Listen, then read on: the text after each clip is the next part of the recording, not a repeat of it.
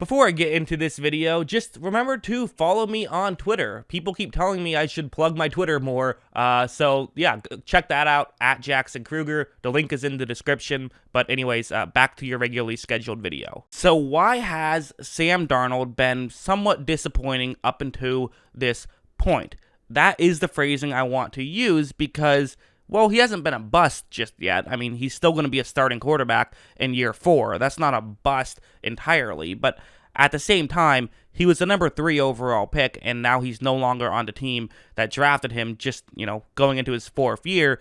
If he wasn't a bust, then, they would still have him on the team, and they'd be offering him, throwing hundreds of millions of dollars at him. So I don't feel comfortable calling him a bust, but I don't feel comfortable calling it a hit either. Clearly, he hasn't lived up to the expectations just yet. So let's talk about why he hasn't lived up to the expectations just yet. And really what I want to get into is, what were the signs in college of negative things happening? Because again, a lot of it is he plays for a bad team, but he's shown some issues in the NFL as well.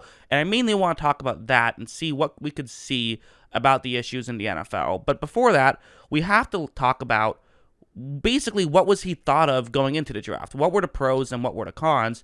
And I said before on a different one of these videos that Jameis Winston had the most pros I had ever seen. Well, that's actually not true. Sam Darnold has now taken that record. Right here, these are the strengths from Walter Football, which is, big fan of them because they archive all of this stuff so I can go back and check out what were people saying about a player back then. Stuff about him being an accurate passer and throwing the ball through tight windows. A lot about his ability to throw the football, which is important, and, has pocket presence, has poise. All this stuff is really good.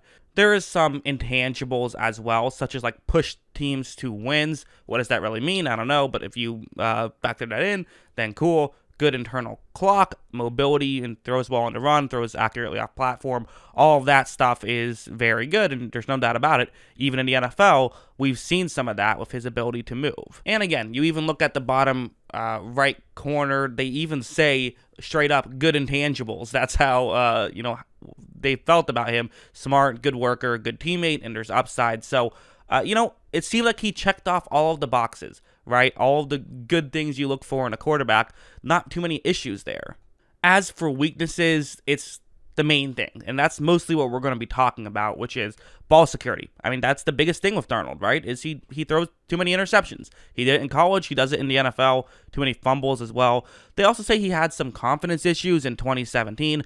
I don't really remember what that was. As you guys know, I'm not a crazy college football fan. I mostly just watch the tape to see who's going to be good in the NFL. That's all I focus on that for, so I'm not sure exactly what that means. And then, there's good enough, doesn't have elite arm strength is what Walter Football said, so didn't exactly nail that one, but hey, I made plenty of typos, the year I tried blogging before I said, screw this, I'm just going to talk so that way I don't have to spell things. But yeah, those are the pros, those are the cons, so let's get into the film now. So I think something like this is a great example where you see this route.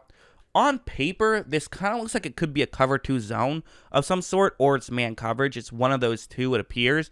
So you would assume if it's a cover 2 zone, then the safety, who is currently lined up with the receiver I'm talking about, the route you see on the screen, he's going to be far away, and he's going to stay far away, so Darnold should make this throw quickly. If it's man, he's still going to be far away, obviously, and he's probably going to still stay far away because he has to make sure he doesn't get burned deep, which is part of why he's, far there in general. You don't want to just run all the way in, because what if it's a go route? Then you'll get burned deep. However, right when this play starts, it's going to be a really good read by the Ohio State defensive back. He reads this very well, reads Darnold's eyes very well, and he is going to try and jump this route. And Darnold just never noticed this, quite frankly. Darnold still makes this throw, and it is going to result in an interception for a touchdown. You also have something like this, so it's going to be zone coverage again. It's going to be a cover 2 zone, and again, this is going to be another example of Darnold just not making a smart decision. I mean, watch how he's just going to take the snap, and he's going to fire this one down the field. I mean, that's a dangerous throw, and he got a little lucky that wasn't intercepted, quite frankly. I mean, that was not the decision that Sam Darnold should have made, in my opinion. It just wasn't. And I want to bring up this one as well, because again, this is the main thing that Darnold had an issue with, quite frankly, was these just he felt like he could make any throw. And to me, it wasn't a confidence thing. It's not a, oh, I think I can make this throw. It was more of a, he just didn't make his decisions well enough, I guess. He didn't make his decisions quick enough, or maybe he made them too quick. I don't know how you would describe it. But sometimes you have to look and say, okay, that's not open, let's get off. And I feel like even now, he doesn't do a great job at getting through his progressions, at not taking a chance, at knowing when to throw the ball downfield and when not to. And part of this could be he had young player mistakes, and the Jets were never able to get him to improve on it. So bad job, Jets.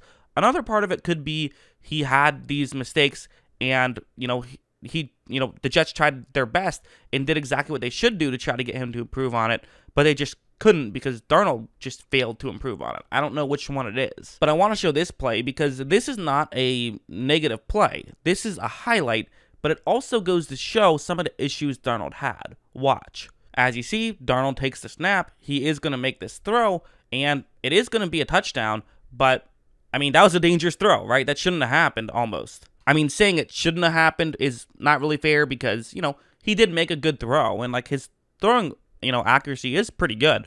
His arm talent's good.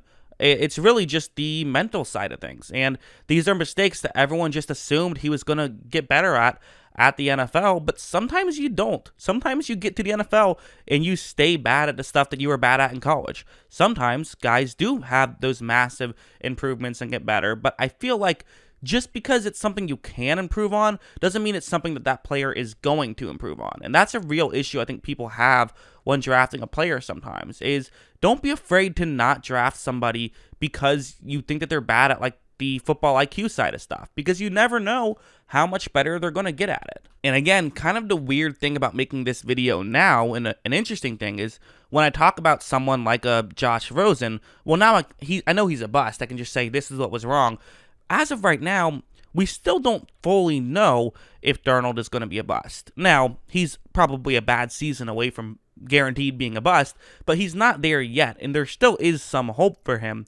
The question really is, and I think we'll find it out this year, was it a Jets problem or was it a Darnold problem? Was it a coaching problem or was it a Darnold problem? And we're going to figure it out, which is nice. Sometimes we don't get to figure this stuff out, and we'll get to figure it out with him and with Jameis Winston, right? Because both of those guys, we kind of get to know, okay, was it because of where you were at or was it because of who you are as a person?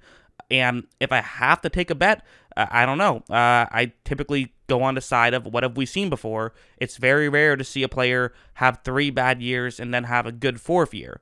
It's not impossible, though. It's just very rare. So while I would probably bet against it, I'm not saying there's a 0% chance of it happening. That's just how I feel.